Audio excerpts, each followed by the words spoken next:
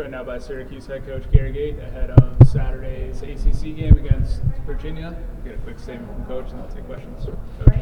Looking forward to a great weekend of lacrosse in the Carrier Dome. A triple header with the women playing in the morning, us playing in the afternoon, and the spring football game in the evening. It's going to be a great day in the Dome, and looking forward to competing against a very good University of Virginia team. Questions? Gary, when you look back on this last game defensively, what are some of the adjustments you have to make against this Virginia team, another talented offensive team? You know, I honestly, it was kind of the gray area of the field that I think we need to improve on. The 6-on-6 we did okay, but it was more of turnovers in the midfield or missing an opportunity and having the ball come back down the other end. So we're kind of focused on all aspects of the game, and it's probably more of the transition area that we got to clean up and react better when something happens, a whistle goes, possession changes, and we'll look to improve and get better there, and we'll continue to try and play good, solid team defense. Were there some things you saw in Jimmy's game that you feel like he's got to adjust, or just a bad day, or what were those conversations like after you watched that film? Oh, he just was, what I would say, a little bit jumpy and reactionary. Instead of being comfortable, relaxed, standing, waiting for the shot, he's, was a little bit jumpy and leaning away from the pipes and collapsing and just not being patient on the ball. So he's had a good week of practice, looks solid again, and he's rebounded the pass pretty well. So I look forward for a great game on him.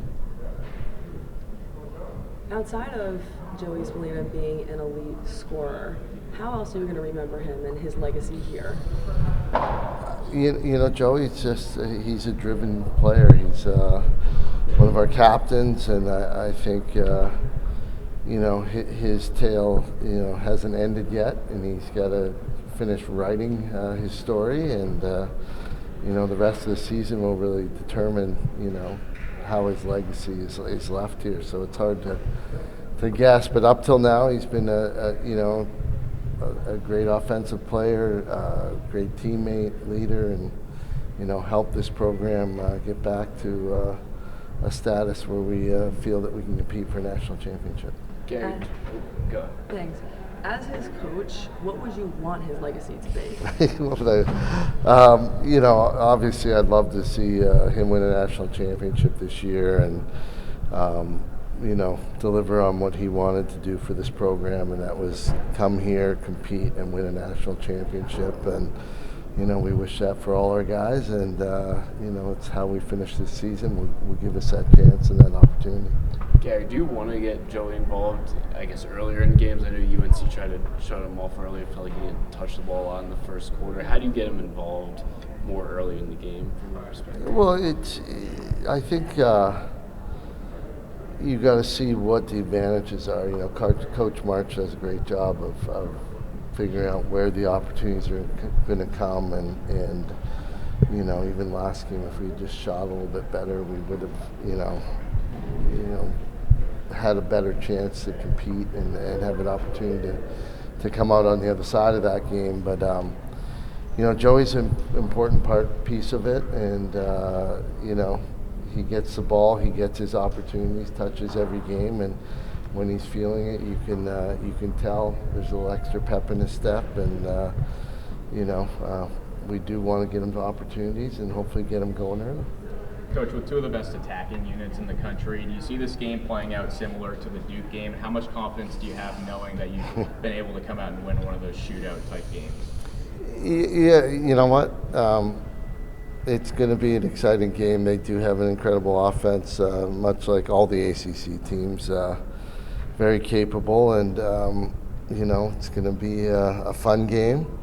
And it's really the focus will be on all aspects of our game and get some stops on the D end and cleaning up, like I said, the middle of the field and the transition and creating some of our own, stopping the opponents. I think if we can do that, that'll be the key to the outcome of this game.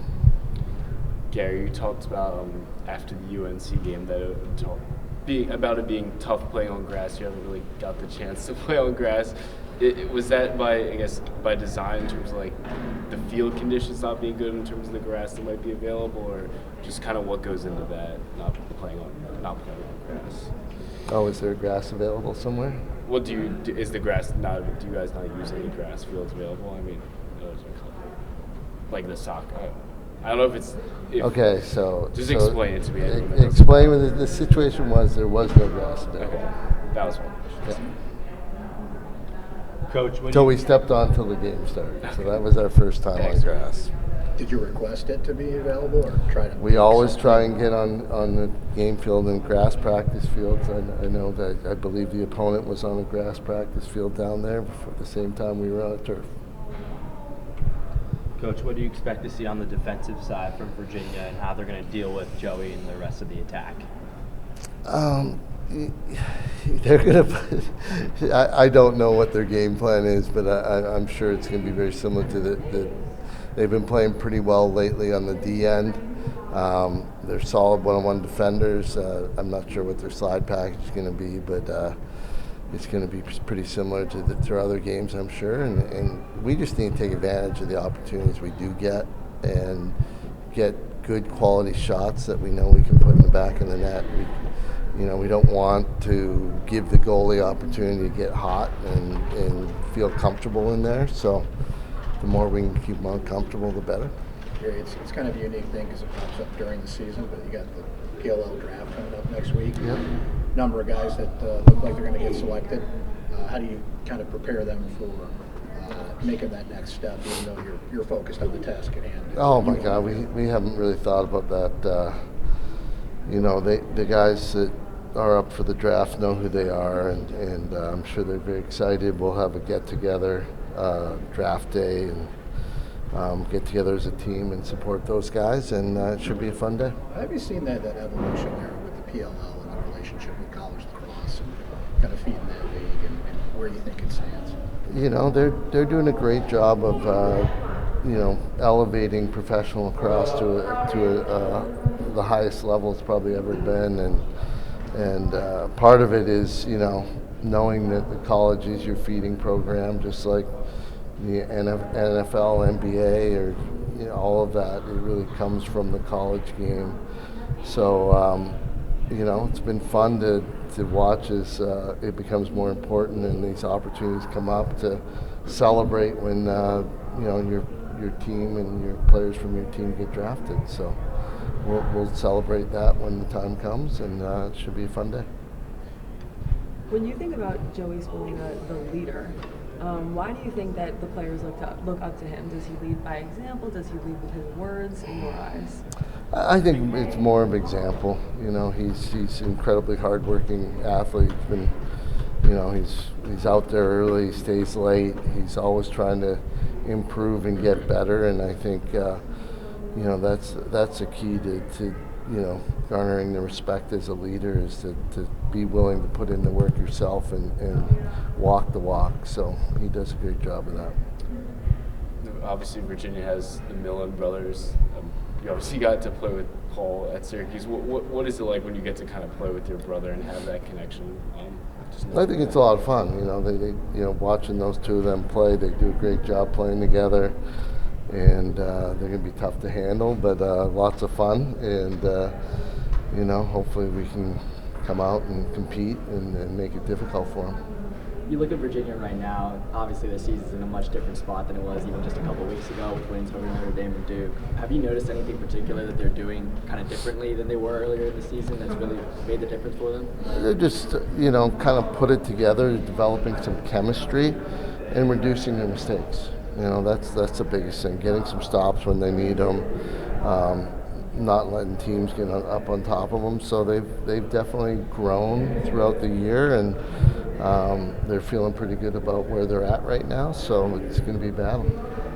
A lot was made about UNC being really strong at face-off. What are your takeaways from John Mullen's performance down there last week? That it was a tough one for John, and he's going to continue, and he's going to learn from it and be better next time. So I'm looking forward to seeing what he does come Saturday. Gary, have you looked at maybe shuffling some things on the wing at all? Kind of sticking with the play. Actually, we shuffled some things on the wing last week, and I think, to be honest, I think we go back to more of our traditional wing play, and think we reviewed the film and we didn't get what we hoped out of it, and so you learn by trying, and we certainly learned a little bit from what we did last week. I know UNC uses one of their face-off guys on the wing as well. Have you ever thought about using that at all, or has that never crossed your mind?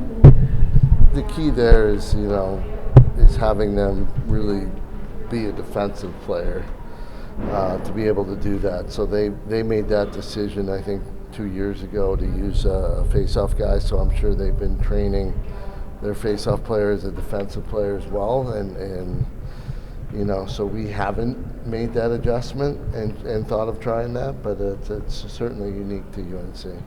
Final question. Thank you. That was